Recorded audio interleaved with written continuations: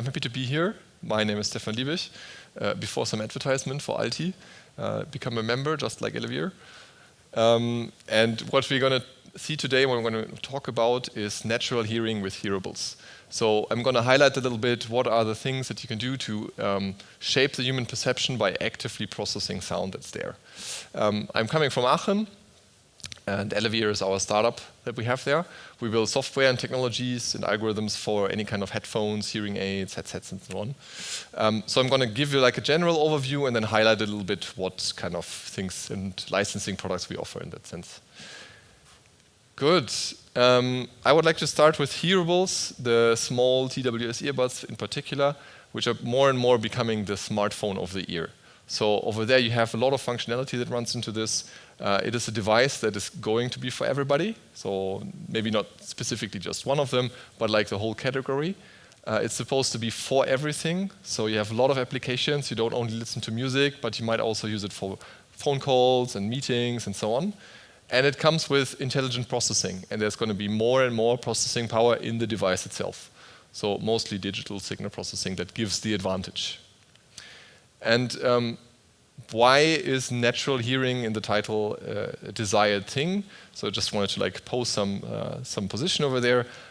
Generally, human hearing is based on experience, and the comfort comes from fulfilled positive expectations. So basically, we learn to hear with our ears, so we have a specific way of hearing. We expect how things sound like, and if that's fulfilled, that is certainly giving us pleasure.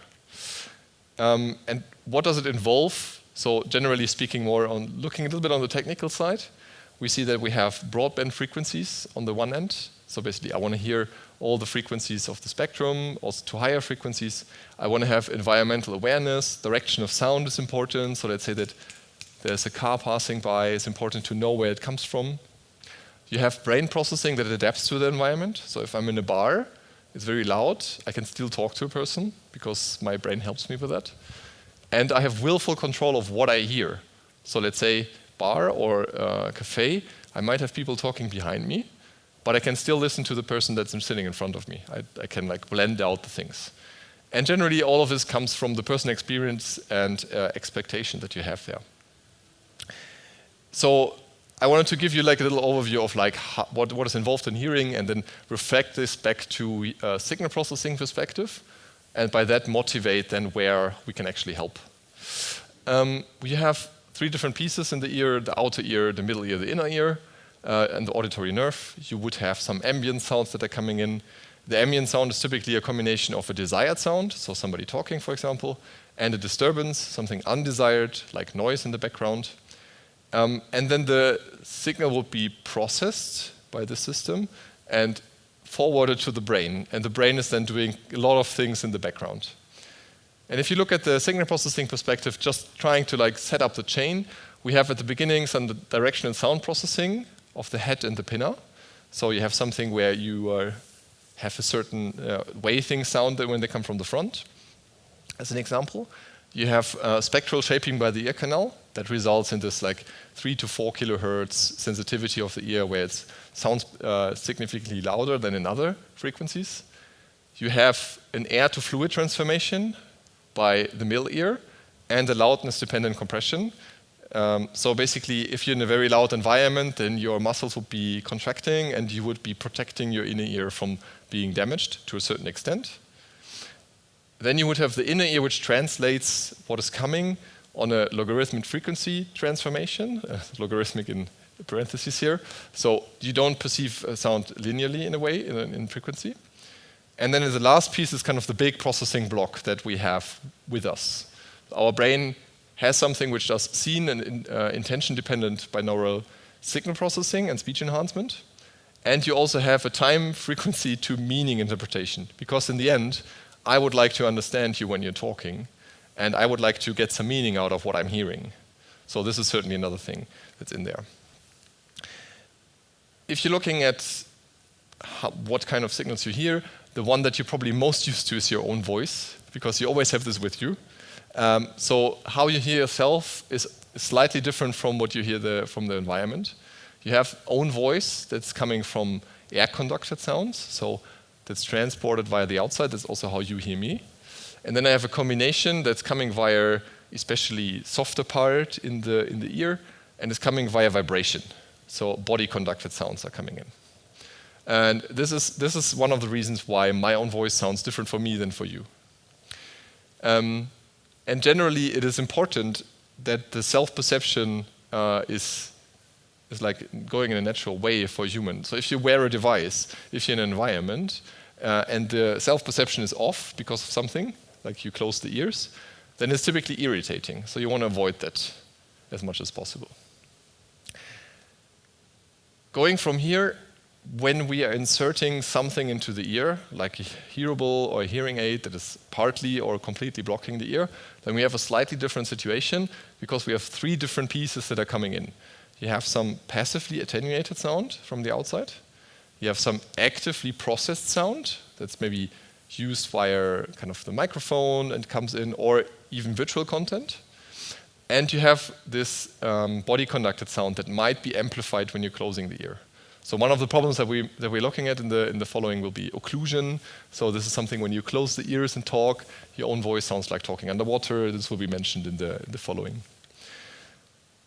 And generally what you can say is that you would be wearing a hearable or a headphone for a specific purpose. So you want to have some benefit, and you will be accepting some artifacts and some downsides that are coming with it.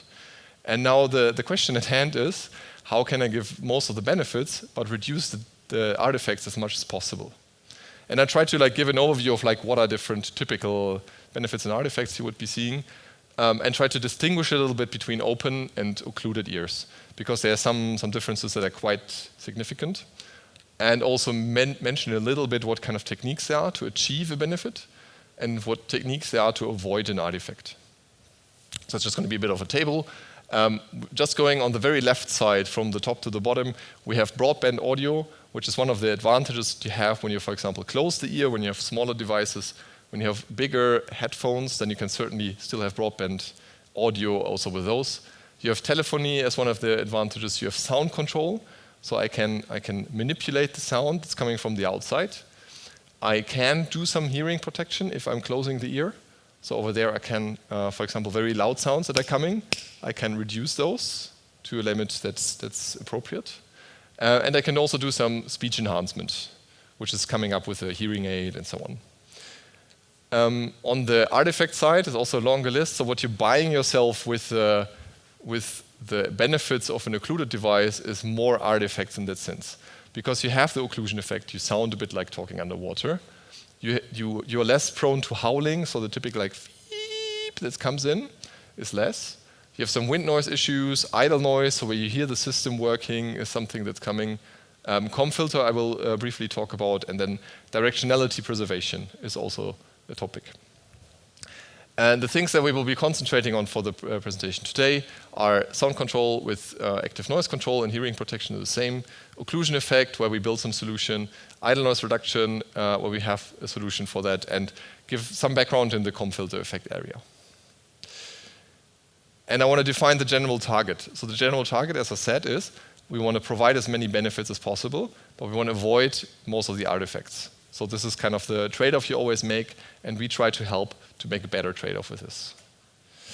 If we first start looking at one of the benefits, which is active noise control, where you actively control sound, you would have a benefit that you're attenuating undesired sounds, and you create a more silent listening environment. And I know that for some of the hi-fi products, you don't want to have ANC necessarily. You want to have pure sound, but in a way, it's always beneficial to have a more silent environment to listen to sound. So it's like a give and take in that one. You can protect the ear and reduce the stress due to noise. Classical one would be airplane. And there are a lot of other different situations like commuting and so on where it's beneficial. From the perspective of what you typically would be seeing is something that you have plotted at the left. You have frequency at the x-axis and some magnitude at the y-axis, where you see passive attenuation, where you see higher frequencies going down that are coming from the surrounding. And then you can activate some active processing, which, for example, in this case, can give you up to 40 dB of attenuation. This is like a standard feature nowadays in most of the active headphones. And this is just one example where we did like a hybrid ANC design and a measurement with a dummy head in a quasi-diffuse field sound field. So you can reach relatively good performance over there, and it's certainly giving you the benefit. Looking at one of the artifacts that is coming when I'm closing the ear, and I would pose the statement that only if you close the ear you can really get good ANC performance. So this is one direction. You would be buying the occlusion effect typically as a problem. An occlusion effect comes in a lot of different situations. So you have something where if you're running and you have sport headphones on, then you have this robotic sound with every step. You might be walking through the city. High heels are very, very tricky because you have a lot of impact sound. You might even just be around, listen to a podcast and want to eat something. Even that is tricky. Or drink after sport, or brush your teeth, maybe not. But definitely also go into situations where you have a meeting. So all of these will pose a difficulty because it's use cases that like a typical hi-fi headphone would not necessarily be used in. But if you have a device that's for everybody in every situation, these will be coming up. And looking a bit on like where this comes from, I told you before that we have this overlay of air-conducted sound and body-conducted sound. If I have an open ear, they just overlay. It's what I'm used to. So this is what I hear. If I close the ear, then they would be combining, and you would be attenuating the air-conducted sound, and you would be amplifying the body-conducted sound by closing. And this is the irritating part. And just for completion, subjectively, is just what I just said. So the own voice perception and the body amplified body sounds are the downside. If you would be objectively measuring, you would be seeing something like this.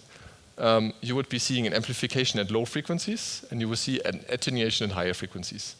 And this is just one example for an example headphone, but the tendency is always there. So this will always be a thing, and this was measured with somebody speaking. So it's specifically for the voice as the excitation. From the perspective of solutions for this problem, you would have passive methods. So in hearing aids, what's very prominent is like venting. So I just like drill a hole into my device. This is a solution for this to some extent, but gives you the downside of you have less control of the ambient sound, so you have more disturbance from that. You have higher risk of feedback howling, so the feeping sounds that are coming are typically more prominent. You can go for deep fitting, so that means that you are inserting the device very, very deeply in the ear, which is quite tricky because the skin deep in the ear is very sensitive. So this typically comes with discomfort. And what you see nowadays also in devices are sometimes active vents where they open the ear in a quiet environment. So it's a bit like the venting, but it's just like depending on the situation we vent or not. And this in the first moment sounds quite nice because I have this opportunity, but you have some limitations for this. So you have the reduction of the occlusion is limited by the opening. So if you just have a very small hole, occlusion is still there. You have less sound control. So for example, there's no occlusion control in an environment where it's loud because I need to open, and then I'm letting in the disturbance again. And the last thing is that you might get audible artifacts depending on the technology when it's switching. So sometimes you hear like a cluck, sometimes it's something else. So this is a solution you see more and more, but the thing is it certainly has its limitations. What we offer over there is something that's an active solution. So basically it's processing sound and it's attenuating it. And over here, we see some of the changes that might be depending. How strong is the occlusion in certain situations? So you have something which is fit, seal, and acoustic dependent. So the OEM or ODM might have this in their hand, so they can design something. But then you have physiology of the ear, you have the speaker's voice, and you might even have a hearing loss that's impacting the perception. And what you see at the left side is the same headphone. So somebody made sure the acoustics of the earpiece is nice. Same headphone, 2 people, and then both ears measured, and you see a 10 dB difference. So in this sense, if I design something, typical thing would be feedback ANC, I just leave this on. If I design something, I can design for one of them, and the other one has a shitty performance. Or I can design for an average, and then for both is mediocre. So that's something you want to solve. A simple one-fits-all does not help over there. And then something that we build is something that is adapting to the situation that's there, and is bringing both of them to the same level. So this is like an older measurement, but it's very nicely showing kind of that both of these individual pieces without taking the devices out, you just activate the system, you get to the same level. So we can adjust to the varying levels of occlusion. Good. Looking at another challenge, that's the idle noise and the transparency, because sometimes I would like to have a mode which is giving me the environment. And what you encounter over there is that there are microphones inside that are just have limitations. So from the perspective of the microphone, you have some hiss and some microphone noise in the background. That's always there. You typically get something from MEMS microphones between 66 dB and 73 dB. And if you activate any of the active systems, you would be using the signal and then giving the noise back. So that happens for ANC, that also happens for transparency. And what we build over there is a solution that is actively attenuating this. So something where you take the noisy signal and you reduce the noise by 10 to 15 dB. And I'm just going to go through like a few measurements so that you see some evidence. I also have demos with me, so for the people that are here, they have the chance afterwards to listen to this. Obviously for online it's a bit tricky. Good. So what we see on the right side, on the top, we see the frontal insertion gain. So that's something, I have a loudspeaker in front of me. I have a good measurement room. For open ears, there will be just a flat line. And then we also measure the noise floor. So basically we just deactivated all outer excitation.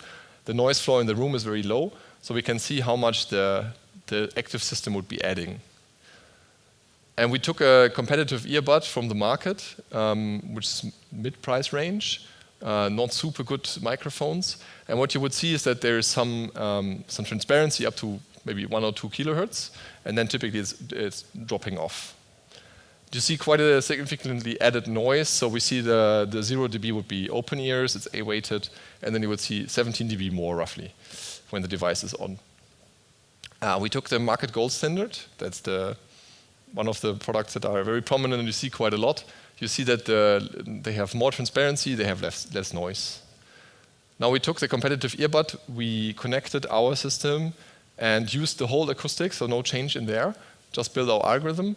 And if we do a design that is the typical design without the additional algorithms, you would be getting more transparency on the top, but you would be getting much more noise as well. So it's not very desired. You would clearly hear that. And then we have a system that when we activate the algorithm, which is nice, that we reduce the noise by, this is roughly 13 dB, and we keep the same amount of transparency, so you won't hear a difference between one or the other. And just going through them, so compared to the original one, we have much more transparency, less noise. Compared to the gold standard, we have slightly more transparency, but the same noise. And for kind of just activating, deactivating the algorithm, we gain 13 dB, and we have the same transparency. So we try to build something which is giving you natural hearing and getting rid of this like, the system is on feeling, in a way. Good. Challenges as well, avoiding comb filter effects. Comb filter effects sometimes are like a term that's very known, but just to bring us all on the same page, so you would be acoustically superpositioning 2 different sound events with some latency in between. So it also would be, comb filter effects would also be occurring if you have like loudspeakers, and then there's also some like delay between them. And what happens is you're creating notches and peaks. So you would be creating attenuation and amplification up to 6 dB. And on the left side, you would see 100 microseconds, so relatively small latency between the two. And the solid line would be the same level for both.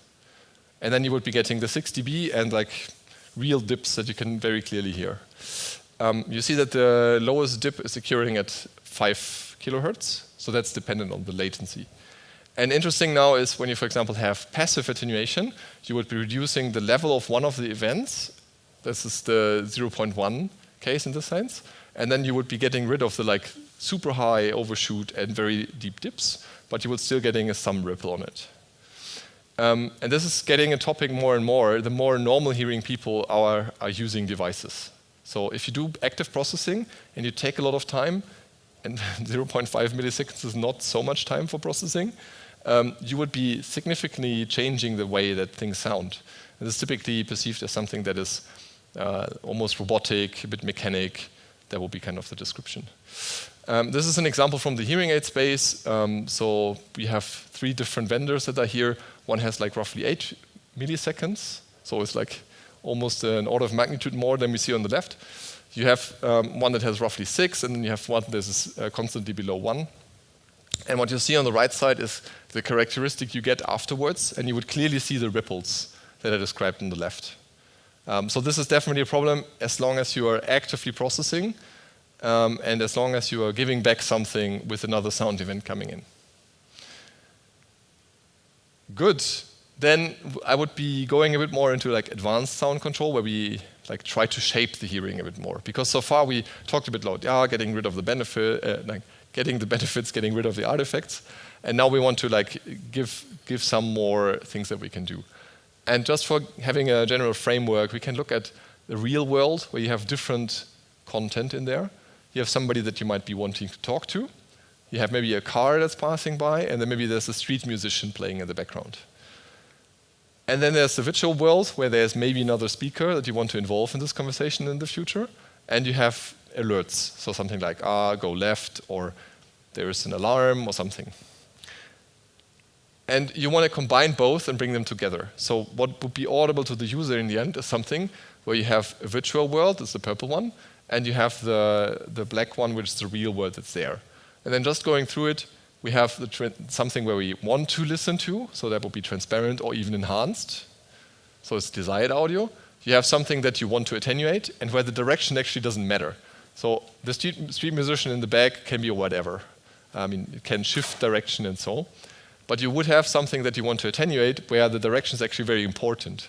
So if you don't hear anything anymore, or even sometimes even worse, if the direction of a car changes by your headphones by adapting to something, this will be creating like security risks even. You have additional speakers that you might desire, or you have the notification piece. And then the visual scene, obviously, so let's say that I'm putting them in my headphones. Normally, would be, even if I would be rendering them out, externalizing, I would be turning my head and the whole scene is turning with me. So head tracking is missing. That's a very common thing. So you want the visual scene to adapt to the situation so that you can actually fix the scene in space. That will be one of the things. So basically, I'm looking around, and then I have one person talking over here and another one talking over here, and I can actually like separate both. And I just marked where we are working on and offering some products.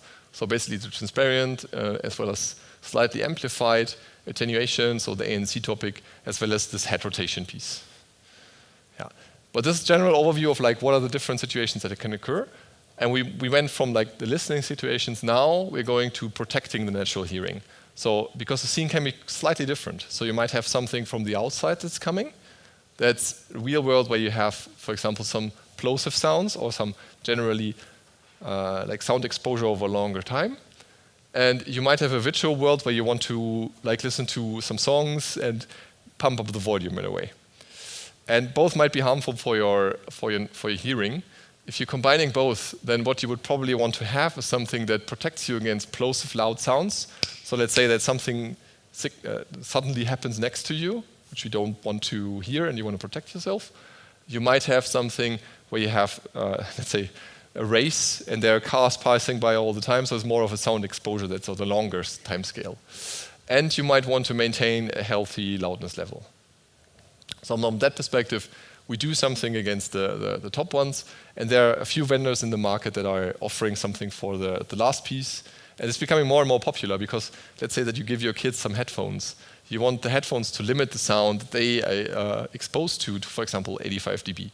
So there should be some limit. Good. We talked about maintaining and protecting, and now we're talking a bit about restoring. So because obviously you can lose part of the hearing. Let's say you didn't protect your ears before. This is a typical topic of hearing aids and personal sound amplification. And I'm dragging out this overview again. So you remember, we talked about the different pieces that are involved, and at the bottom you see the signal processing chain, what's happening there. So you can have hearing loss that's conductive. That's typically middle ear or outer ear piece. So something where the transmission of the sound is damaged. You can have something that's sensory neural. So basically the cochlea might be damaged or the sensory nerve, auditory nerve. And you have something which is becoming more and more attenuation at the moment, which is a hidden hearing loss. So we talked about this is the reason why I like this, because you can see that the brain is doing a lot of heavy processing in the background.